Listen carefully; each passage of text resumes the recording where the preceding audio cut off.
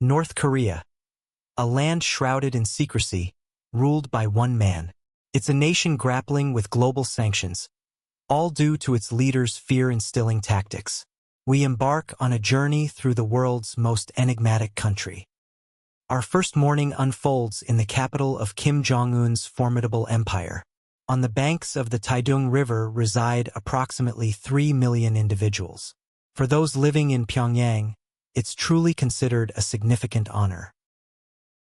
The government strictly dictates who is permitted to reside here and who isn't. We soon encountered what are known as the motivational brigades. They were busy cheering on the capital's workers during their morning commutes.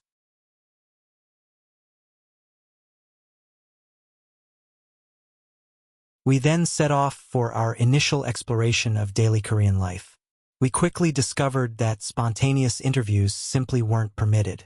It wasn't merely that we couldn't speak with anyone ourselves.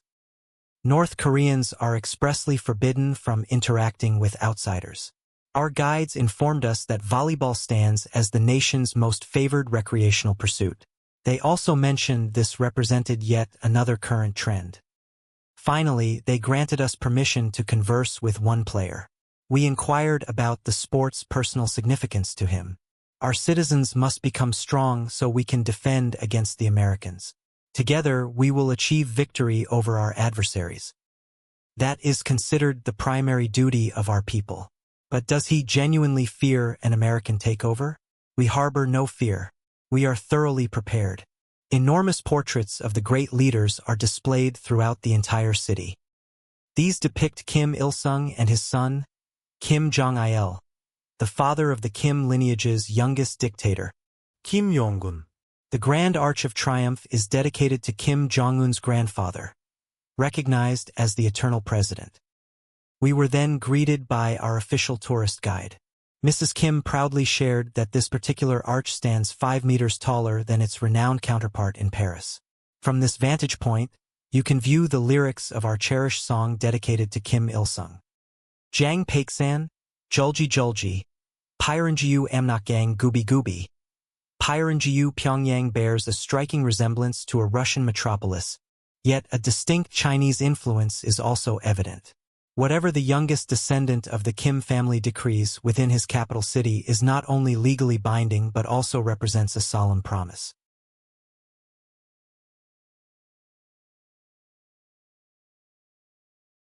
Our esteemed Marshal Kim Jong-un has issued a directive for us to establish a formidable global power across sports, science, and the economy.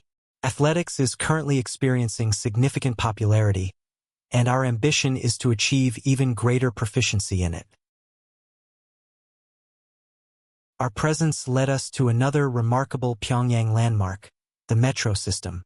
Its various stations are among the deepest globally. In the unfortunate event of conflict, they are designed to offer protection from aerial assaults.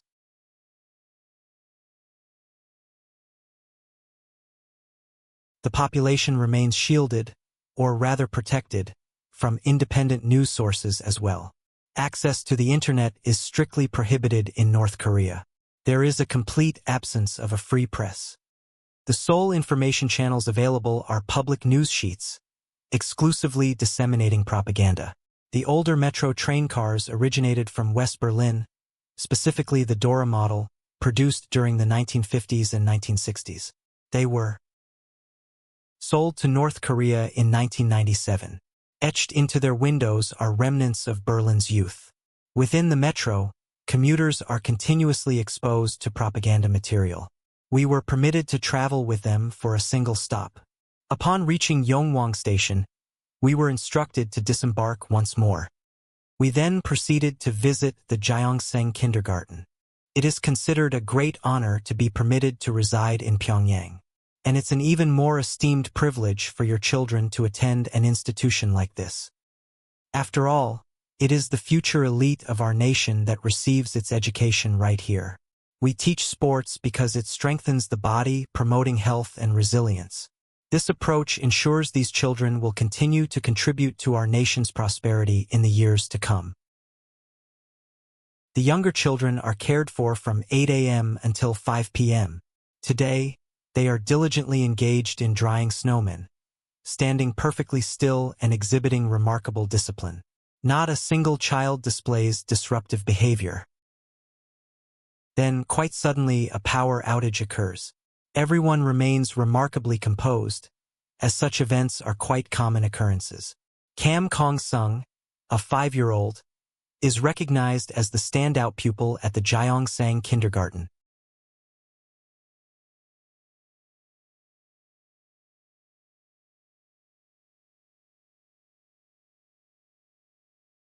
She performs the prelude in D minor by Johann Sebastian Bach. Reportedly, she has only received lessons for a single year. Individuals who demonstrate talent are actively nurtured and showcased.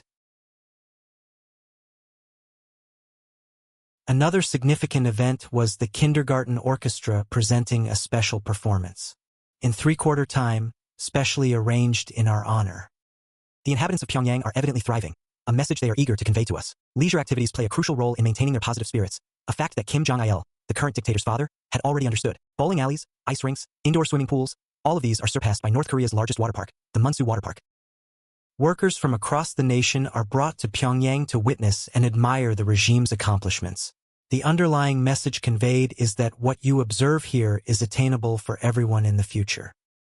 With sufficient hard work, your circumstances will mirror those of the people residing in the capital. A dedicated pipeline delivers seawater to the water park, despite its location being 25 miles from the ocean. As is customary, our escorts endeavor to maintain a separation between the visitors and us. Following some discussion, Mr. Ham selects an interview participant for us. I originate from the countryside and am visiting the capital with my delegation.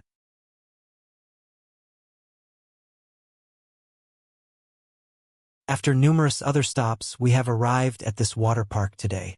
I can distinctly feel the affection from our esteemed Marshal Kim Jong-un here. Solely for our enjoyment, he has commissioned the construction of this water park. This gesture deeply moves me, to the point where expressing it in words becomes challenging. Such praise, seemingly rehearsed, is offered to the leader and his profound love for the people, which is evident in every aspect. We are then shown the restaurant, the cafe, and the hair salon. These represent the fashionable haircuts available for Korean ladies to select from. Within the salon, we exclusively utilize the finest equipment, as our respected marshal desires our women and men to receive nothing less than the absolute best. There are 18 distinct haircut options for women and 10 for men.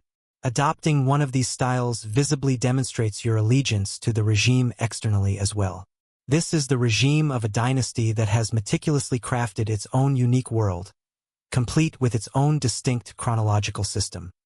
In 1997, the regime implemented a new calendar that commences with the birth of Kim Il-sung, the nation's founder. Consequently, within North Korea, the year 2018 corresponds to year 107.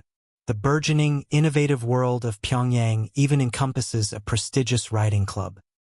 In terms of exclusivity, it rivals elite equestrian centers found in the West. Once again, we encounter groups of visitors arriving from rural areas, having journeyed here to observe and express their astonishment.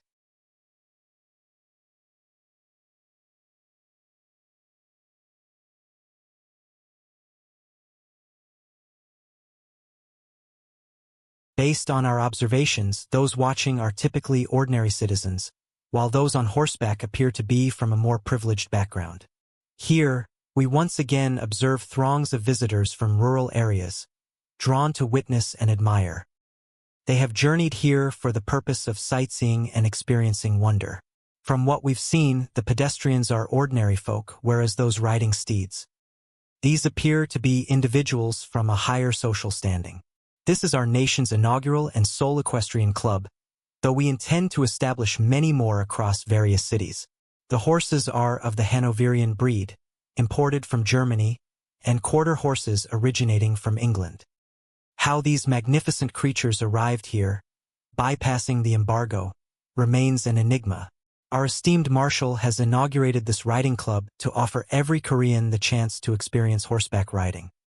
The estimated population of North Korea is approximately 25 million people. It is highly improbable that every single one of them will ever have the opportunity to ride a horse. This initiative likely serves more to perpetuate the image of an ideal nation within the populace. Where do you originate from? I am from Pyongyang.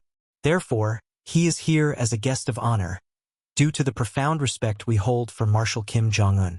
So, from which region do you hail? My home is Togakso. His place of origin is not Pyongyang. He comes from a rural area, specifically Goksan County in North Goksan Province. The Miriam Riding Club is out of his reach. Only the nation's elite are permitted to ride here. We journey back to the hotel, navigating through the darkened streets of Pyongyang.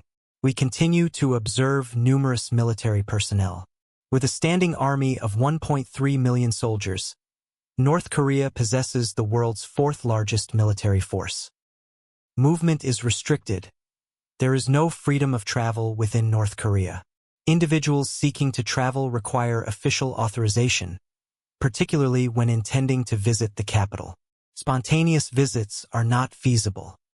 Those residing here, or at the very least able to enroll their children in a boarding institution, have achieved considerable success within Kim Jong-un's governing system.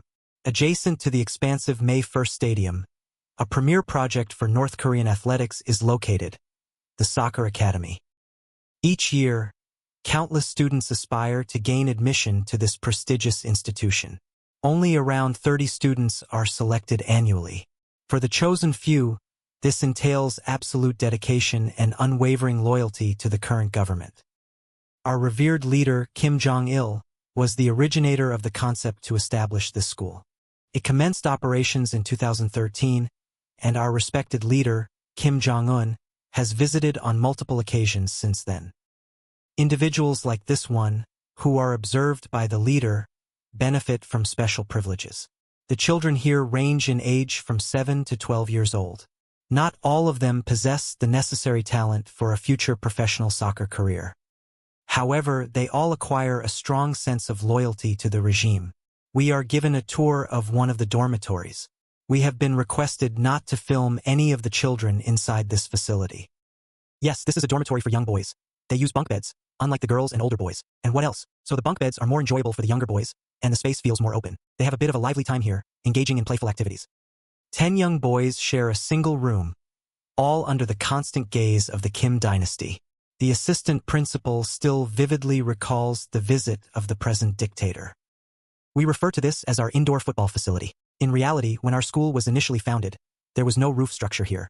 It was an open space, and when our great Marshal Kim Jong-un visited our school, he observed the area above and suggested it would be beneficial to have a roof. This would enable students to train indoors during periods of rain and snow, providing a more comfortable environment for the younger children. Consequently, we constructed a roof. A roof for the students. Kim Jong-un even pays attention to such minor details. The dictator presents himself as a benevolent father figure. This is the image he wishes to project to the public. They are expected to understand that they owe him profound gratitude and complete allegiance. 5 hours of practice are conducted in the morning, followed by 4 hours in the afternoon. Even light snowfall is regarded as suitable weather for practicing outdoors. Initially, our request to interview some of the boys is declined. As I mentioned earlier, our obligation is to provide the students with all necessary conditions, standard arrangements, ensuring that the school does not disrupt any established routines. This would be detrimental to their well-being. Despite the commitment to routine, the assistant principal makes a special allowance for our visit. We are permitted to ask one student about his favorite aspect of attending this school. It is truly wonderful to have the opportunity to learn and practice at this school, which our great leader established for us. It fills me with immense pride. A totalitarian regime allows no room for dissent or even spontaneous expression during one's childhood. The following morning, we are escorted to the Pyongyang department store, where various everyday items are available for purchase alongside food products.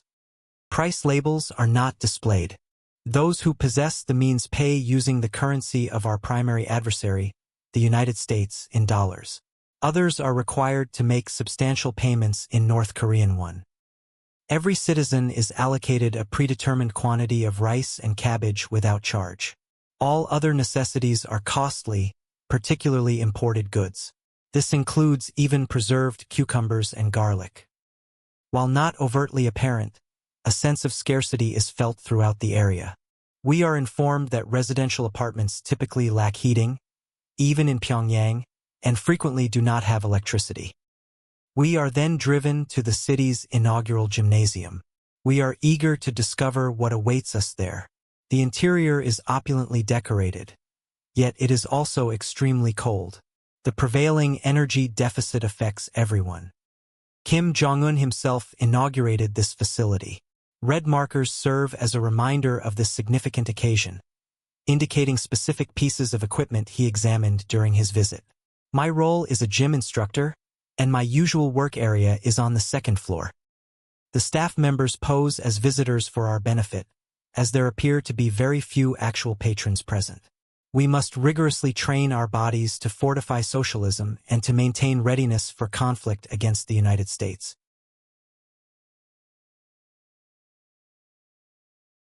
Once again, the pervasive narrative of a threat originating from the U.S. is introduced to individuals from a young age. We understand that every North Korean citizen is assigned their living quarters by the state. We surmise that significant disparities exist among these residences. Within this apartment complex, situated in a prime location, we are finally granted access to a private dwelling belonging to a carefully chosen family, naturally.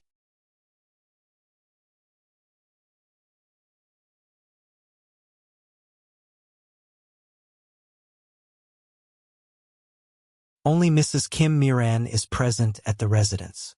All other family members are away. Accompanied by her children, her husband, and her grandparents, Mrs. Kim resides in an expansive area of 2,350 square feet. Her grandfather, a professor, was granted this apartment as a reward for his unwavering allegiance to the regime. The family is exempt from paying any rental fees. Undoubtedly, our experience will involve hearing solely positive accounts of life in North Korea. Kim Miran's husband was a participant in the temporarily unified national soccer team, representing both North and South Korea during the early 1990s. They practice intensely for 5 hours in the morning and an additional 4 hours in the afternoon. Light snowfall is considered ideal weather, thus they are training outdoors. An initial request to converse with some of the boys is refused. As I previously mentioned, it is imperative that we provide the students with all necessary conditions and maintain normal routines, ensuring that the school does not interrupt any established schedules. This is not beneficial for them. Deviating from the routine, the assistant principal grants us an exception. We are permitted to inquire of one boy what he appreciates most about his school. It is wonderful to be able to study and train at this institution, which our great leader established for us. This fills me with profound pride. A totalitarian system leaves no space for protest or even spontaneous actions during childhood. The subsequent morning, we are directed to the Pyongyang department store, where food items are offered alongside common household goods. Price tags are not visible. He was the sole player on the combined squad to find the net. Mementos from his standout match in Indonesia's capital, Jakarta. This area serves as our culinary space. That substantial water container shows that readily available water isn't common here either. A jar of Nescafe, considered a genuine extravagance. In North Korea, it fetches around $15, exceeding 10% of a typical monthly wage. Mrs. Kim states that it's not just our escorts observing everything we say. The individual identified as the house manager also participates in this system of observation. My wife's parents and my grandparents traveled overseas on numerous occasions. Still, upon each return, they remark that despite appearances of greater beauty and shine elsewhere, our nation is superior because it's the unique place offering a good content existence. The Kim family, including Mr. and Mrs. Kim, are part of the elite stratum. Individuals like her possess ample grounds to endorse the ruling system. Numerous aspects are either omitted or concealed, both from outsiders and from the North Korean population itself. During our visit, we didn't gain insight into their inner thoughts. Unique personal expression is discouraged. Every resident must wholly adhere to the principles of the Kim lineage, at the very least publicly. That stands as the primary regulation in this enigmatic nation. That principle stands as the foremost law in this enigmatic land.